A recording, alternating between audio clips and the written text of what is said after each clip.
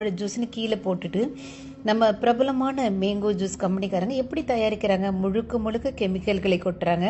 மாம்பழம் போலவே நிறம் வர்றதுக்கான நிறப்பொடிகள், கெடாமல் இருக்கிறதுக்கு நிறைய விஷத்தன்மையுள்ள கெமிக்கல்களை கொட்டுறாங்க. மாம்பழம் போலவே நிறம் வருவதற்கு, தோற்றம் வருவதற்கான கெமிக்கல்களை வண்டி வண்டியாக கொட்டுறாங்க. ஆனால் 1% கூட, ஒரு படம் கூட நிஜமான மாம்பழம் இதில் சேர்க்கப்படலை. அச்சசலாம் நம்ம இது குடிச்சு பார்த்தா மாம்பழம் மாதிரியே அவ்வளோ ஒரு மனம், சுவை, ருசி. பழ ஜூஸ்ன்னு விற்கிறதுல பழங்களே இருக்கிறது இல்ல. சர்க்கரையெல்லாம் கலந்து கவர்ச்சிகரமான பேக்கெட்டுகளில் பாட்டில்கள்லாம் அடைச்சு நல்ல டிவிக்கள் எல்லாம் பிரபலமாக விளம்பரம் செய்து நம்ம குழந்தைங்களாம் ஆசைப்பட்டு, அம்மா எனக்கு மேங்கோ ஜூஸ் வாங்கி கொடுங்க, ஆரஞ்சு ஜூஸ் வாங்கி கொடுங்க, பொமக்ரேனட் ஜூஸ் வாங்கி கொடுங்கன்னா நம்ம வாங்கி ஃப்ரிட்ஜில் வச்சு சில்லுன்னு ஃப்ரிட்ஜிலேருந்து எடுத்து குடிச்சா அப்பாடா என்ன ருசிங்கிறோம்.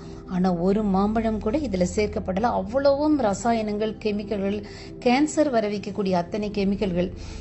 ஹாஸ்பிட்டலுக்கு வர பேஷண்ட்ல